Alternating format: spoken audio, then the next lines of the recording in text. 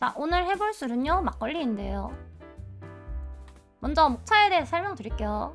처음은 막걸리라는 거에 대해서 잘 알고 계신 분도 있겠지만 그냥 그 흰 색깔 탄산 있는 그 국물 그거를 그냥 막걸리라고 하는 거 아닌가 하는 그게 있잖아요. 그래서 막걸리에 대한 정의랑 이름의 유래에 대해 설명드리고, 그 다음에 막걸리의 역사, 막걸리가 언제부터 우리 일상에 침투했나 그거에 대해 설명드리고, 그 다음에 막걸리의 제조법에 대해 설명드릴 거예요.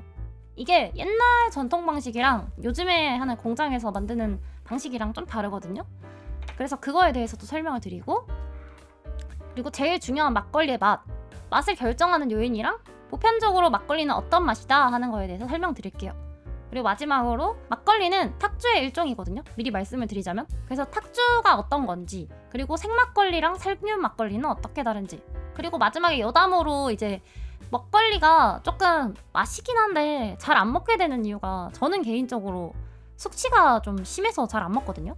님들은 어떤지 모르겠지만 막걸리가 숙취가 약간 그런 술이 아니란 말이야. 그래서 저는 막걸리에 숙취가 왜 생기는지에 대해서도 좀 간단하게 설명을 드릴게요. 자, 먼저 막걸리란 한국의 전통주의 한 종류로 뽀얗고 불투명한 술이라고 정의가 되어 있더라고요. 그리고 전통적으로 서민층이 주로 소비를 했기 때문에 과거는 물론 오늘까지도 토속적인 술이라는 인식이 강하죠. 이게 전통주기 때문에 약간 토속적이다라고 생각할 수 있지만, 사실 전통주에는 되게 많은 게 있잖아요. 뭐 청주도 있고 뭐 약술도 있고 뭐 여러 가지 종류가 있잖아. 뭐 소주도 사실 안동 소주는 전통주잖아요. 근데 막걸리는 되게 토속적인 느낌, 흔하게 볼 수 있는 그런 술이잖아요. 그런 인식이 오는 이유가 가격이 저렴하고 그냥 마트에서도 되게 쉽게 볼 수 있고 40대, 50대, 60대까지도 되게 많이 마시는 술이잖아요. 그건 토속적인 인식이 강하죠, 술이. 그래서 막걸리 이름에 대한 유래를 먼저 보자면, 막걸리잖아. 그래서 술을 발효 후에 위쪽에 맑은 술을 떠내고 남은 술을 물이랑 함께 그냥 걸렀다, 막 걸렀다 해가지고 막걸리라는 설이 있고요. 하나는 술을 오랫동안 보관하는 게 아니야. 왜냐면 술이 자주 상하잖아요, 막걸리는. 그래서 술을 막 장기간 막 쌓아놓고 마시는 게 아니라 바로 막 걸러서 마신다고 해서 막걸리다. 이런 설 두 개가 있습니다. 막걸리의 역사에 대해서 조금 설명을 드릴게요. 사실 엄청 옛날부터 막걸리가 있었잖아. 근데 그게 언제부터였냐라고 한다면 소주도 오래됐지만 그거보다 훨씬 더 예전부터 막걸리가 있었다고 합니다. 보시면은 삼국시대 이전에 고구려, 그러니까 그 삼국시대에 나오는 고구려 말고 그 전에 고구려랑 동해랑 부여가 있었거든요. 그때 시대부터 술을 먹고 즐겼다는 기록이 있습니다. 그래서 그 기록에 나오는 술이 아마 막걸리일 거다라고 추측을 하고 있는 상태고요. 정확하게 이제 탁주라는 단어가 나오기 시작한 건 고려시대라고 합니다. 그때 당시에도 사람들이 다른 여러 가지 술이 있어요. 청주라는 술도 있고 막 다른 약간 비싼 술이 있지만, 탁주는 그 중에서도 서민술이라는 인식이 강했어요. 왜냐하면 나중에 되면 알겠지만 탁주는 만드는 방식이랑 찌꺼기를 다시 한번 여과해서 만들었다라고 생각하시면 되거든요.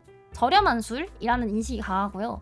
조선시대로 넘어가면은 이 술이 너무 이제 일상생활에 밀접하게 있다 보니까 금주령이 내려졌을 때가 있거든요. 술을 먹지 마라, 뭐 가뭄이 왔으니 뭐 술을 먹지 마라, 이런 식으로 여러 가지 이유로 금주령이 내려질 수 있잖아요. 그때에도 막걸리는 예외다, 막걸리는 마셔도 된다, 약간 이런 식으로 예외를 줬던 그런 기록이 남아있다고 합니다. 그리고 일제시대가 됐을 때는 여러 가지 요인이 있죠. 그런 쌀에는 새우를 엄청 높게 붙인다든지, 아니면은 집에서 만드는 술 있잖아요. 세금을 더 매긴 거야. 그냥 파는 술보다 더 세금 많이 매긴 거예요. 직접 만들어서 먹는 술은. 그래가지고 쌀 물량도 그때 막 우리나라 쌀 막 가져갔잖아요. 그래서 거기에 대한 통제도 있고 이러다 보니까 쌀을 쓸 수가 없는 거야, 사람들이. 주 재료였던 쌀 말고 밀이나 아니면 옥수수나 이런 값싼 재료를 사용해서 막걸리를 만들었는데 그 막걸리 맛이 좋지 않았다고 합니다. 더 잡내가 또 많이 나고 조금 숙취도 더 심하고 안 좋은 균들이 많이 들어가서 더 맛이 없었대요. 그래서 그 인기를 잃고 그 자리를 대체한 게 소주나 맥주 비스무리한 술들이 대체가 된 거래요.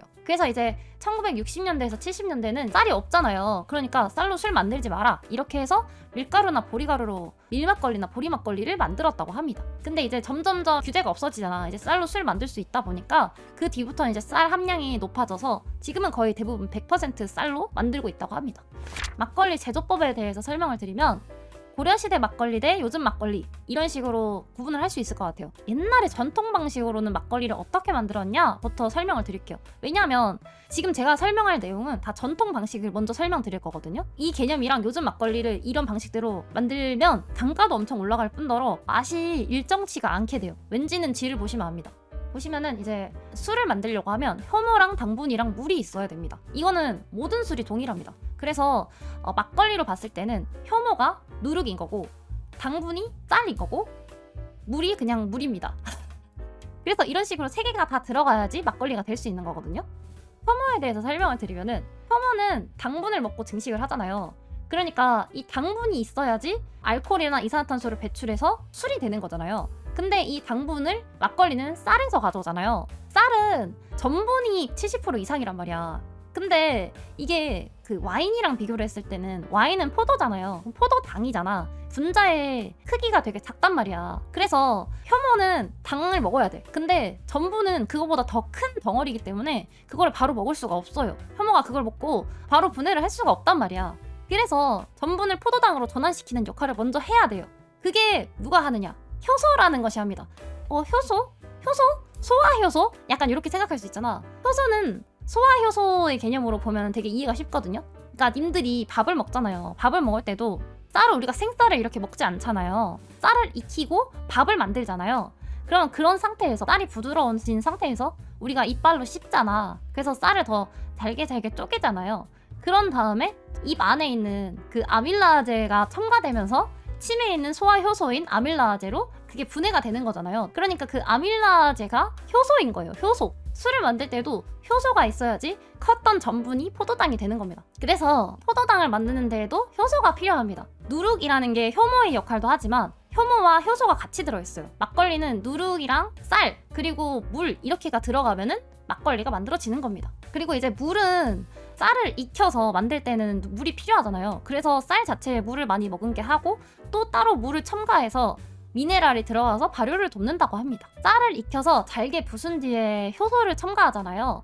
이때 사용되는 효소가 누룩이고 여기에는 효모도 들어있어요. 아까 제가 말씀드렸던 거죠.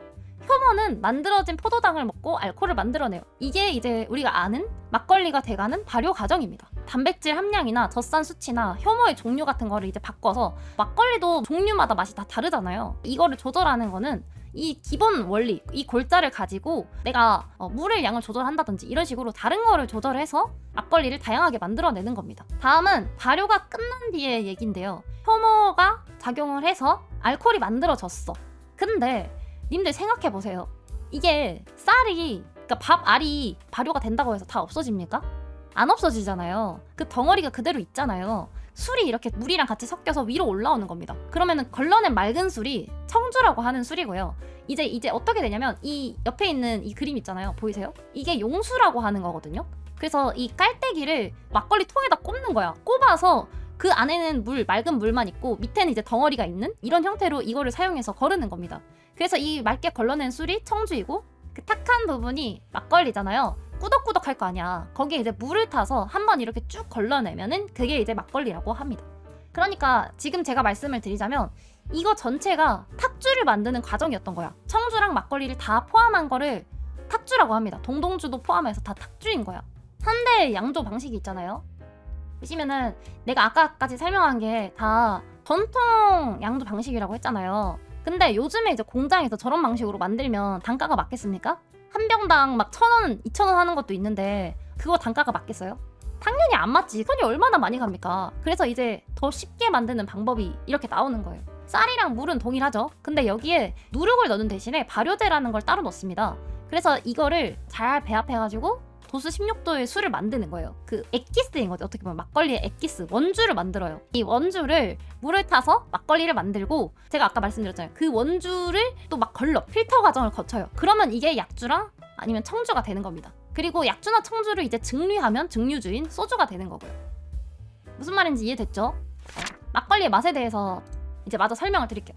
막걸리의 맛이 어떻게 결정되느냐라고 하면 사실 의아할 수 있잖아. 골목 식당 같은 거 할 때 막걸리 고수분이 나오셨대요. 물이 중요하냐 누룩이 중요하냐 막걸리 맛을 결정하는데 누가 더 큰 역할을 하냐 이걸로 토론을 했대요. 그래서 막 그것 때문에 얘기를 하는데 서로의 주장이 뭐냐면 물이 막걸리의 80%인데 당연히 이게 더 비중이 크고 여기 이 물이 얼마나 미네랄이 많이 들었는지에 따라서 당연히 맛이 달라질 수밖에 없는 거다 이렇게 얘기를 하시고요. 또 누룩이 중요하다고 하는 사람은 어쨌든 그걸 발효시켜서 만드는 거는 누룩인데 이 알코올이 어떻게 만들어지는지는 누룩이 결정하는 거다. 그렇기 때문에 누룩이 더 중요하다. 이렇게 얘기하시는 분도 있었죠. 연수는 부드러운 물로 미네랄이 적어요. 그래서 어떻게 보면은 이게 조금 더 부드러운 맛을 내게 하고 발효가 좀 늦게 돼서 조금 탄산도 덜하고 조금 더 마일드한 쪽으로 막걸리가 완성이 되고요. 경수는 이제 안에 미네랄이 엄청 많아서 발효가 빨리 됩니다. 왜냐면 미네랄이 도움을 주니까. 그래서 약간 강한 맛이 나고 톡 쏘는 맛이 나고 이런 건 또 경수로 빚은 막걸리가 된다고 합니다. 누룩도 당연히 맛에 영향을 끼치죠. 보통 이제 전통 누룩은 아까 제가 설명드렸던 것처럼 밀 껍질을 반죽을 해요. 그래가지고 거기에 물을 넣고 발로 이렇게 밟아요. 틀에 넣어서 매주인데 동그란 형태의 무언가가 나와요. 그럼 그거를 어디 면보나 이런 거 놓고 3, 4일 정도 건조를 하는 거예요. 그러면은 이제 거기 위로 누룩 곰팡이, 그게 효소죠. 뿌리를 내립니다. 그럼 거기 위에 이제 효모가 그 위에 덮어 올라가는 거죠. 이거를 이런 식으로 하면 좋죠. 맛이 엄청 풍부해지고 독특한 풍미를 느낄 수 있어요. 근데 어쨌든 3, 4일간 날씨에 대해서도 영향을 받고 균들이 일정하지가 않아. 뭐 어떤 균이 많이 들어가면은 또 어떤 맛이 강해지고 이런 식으로 맛에 편차가 생기는 거예요. 이거를 잡아야 되잖아. 판매를 하기 위해서는 맛이 균일해야 되잖아요. 그러니까 현대에서는 한 가지 곰팡이만을 사용해서 분리해서 그것만 첨가해가지고 막걸리를 만들고 있어요. 근데 이게 보통 그 곰팡이 중에 종류가 하나인데 입국이라는 곰팡이거든요. 근데 이거를 일본인이 만든 거예요. 일본인이 누룩에서 곰팡이 덩어리에서 이거 하나만 추출을 해낸 거야. 그래가지고 쌀을 제일 잘 분해시키고 거기에서 이제 또 알코올도 제일 많이 만들어내고 이러니까 이거를 쓰게 된 거야. 이 입국이라는 거는 사케를 만들 때 제일 많이 쓰는 일본의 공식 균이래요. 그래서 이걸 가지고 사케도 만들고 뭐 막걸리도 만들고 이런 식으로 하는 거지. 자, 막걸리의 맛에 대해서 다시 기본적인 맛에 대해서 설명을 드리자면 은은하게 구수하고 달달한 맛이 나죠. 그리고 탁 쏘는 그런 청량감이 느껴지는 술이잖아요. 막걸리가 대부분 이제 탄산감이 있고 달달하다 이런 식으로 생각을 하는데 사실 이 아스파탐 같은 감미료를 넣지 않으면 오히려 쓴맛이 많이 나고 탄산수에 가까운 단맛 없는 밀키스 같은 그런 맛이라고 합니다. 아스파탐 같은 감미료가 안 들어가면 쌀을 엄청 많이 넣어야 된대. 쌀에 있는 그 당을 최대한 끌어내기 위해서. 그러니까 돈이 엄청 많이 들겠죠? 그 전통 막걸리, 정말 좋게 만든 막걸리는 쌀 양도 엄청 많이 들어가고 가공 시간도 오래 걸린다고 합니다. 일반 공정에서는 아스파탐 같은 감미료 맛을 느끼고 우리가 달달하다 이렇게 하는 거죠.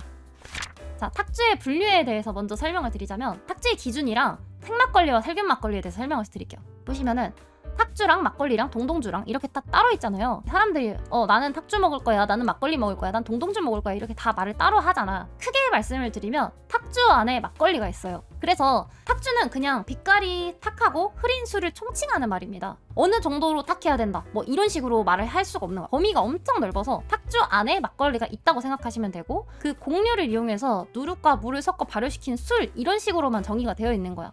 뭐 여기에 대한 얘기도 하나 짚고 넘어가자면 탁주가 어느 정도로 탁한지가 정해져 있지 않다고 했잖아요.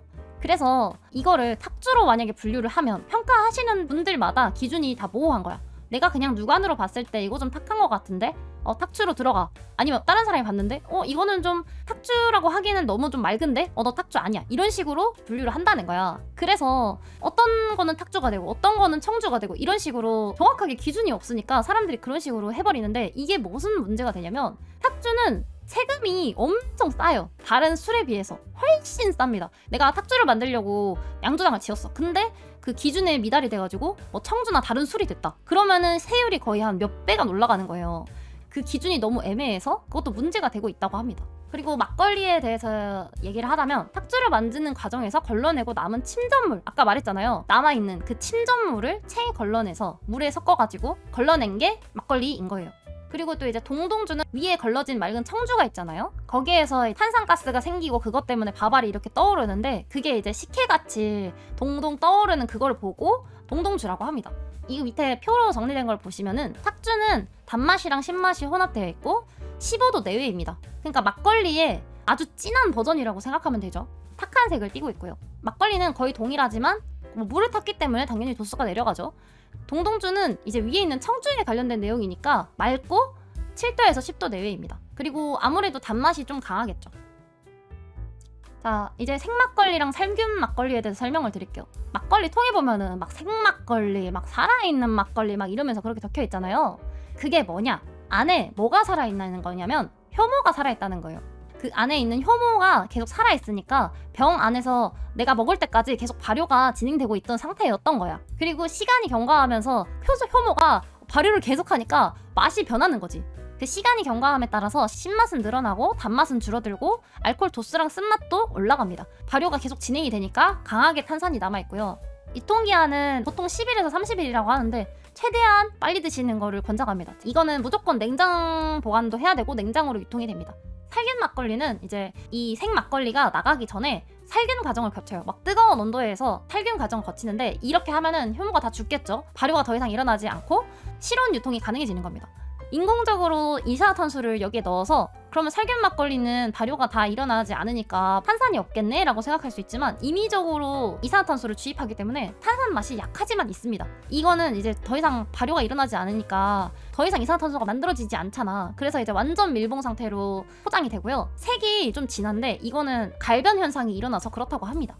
보여드리면은 이런 식으로 사진이 있잖아요. 여기 왼쪽에 있는 게 생막걸리고요. 오른쪽이 이제 살균 막걸리인데 제가 아까 전에 뭐 완전 밀봉이네 반 밀봉이네 이런 얘기를 했잖아요. 보시면은 여기는 이렇게 뚜껑 쪽에 보시면은 살짝 홈이 있어요. 여기 이쪽 부분에 살짝 홈이 있어요. 그래서 이게 이쪽 부분을 통해서 그 공기가 빠져나갈 수 있게끔 이렇게 처리를 해놓는다고 합니다. 옛날에는 막걸리 이런 거 사서 옆으로 눕혀놓으면은 막걸리가 질질 다 샜대요. 근데 요즘에는 좀 기술이 발전해가지고 꽉 닫아 놓으면은 안 샌다고 하는데 막걸리 병이 약간 끈적거리잖아. 밀봉이 반 밀봉 상태여서 그렇대요. 여튼 이런 식으로 되어 있고 막걸리의 숙취에 대해서 이게 아까 그 사진이에요. 발효를 했을 때 중간에 용수라는 거를 껴가지고 이런 식으로 막걸리를 만드는데 여기 안에 있는 게 청주가 되는 거고 이 밖에 있는 게 탁주. 거기에 물 타면은 막걸리 이렇게 되는 겁니다. 그래서 막걸리는 왜 숙취가 심하냐라고 하면 일단은 불순물이 많은 발효주라서 그렇습니다. 막걸리는 발효 중에 알코올, 이산화탄소가 나오는 건 물론이고 그 외에 여러 가지 물질이 만들어져요. 메탄올이라든지 여러 가지 인체에 부정적인 영향을 끼칠 수 있는 그런 물질이 다량으로 존재하기 때문에 그거를 거르지 않고 만들어서 맞아요. 독을 먹는 거랑 다름이 없습니다. 그래서 그 중에서 이제 메탄올의 경우에는 산화 효소에 의해서 포름알데히드라는 걸 만들어내요. 그 독성 물질이 나온단 말이야. 그러니까 그 물질이 미주신경이랑 교감신경을 자극해서 숙취가 발생하는 거라고 합니다. 저런 걸 팔 수 있나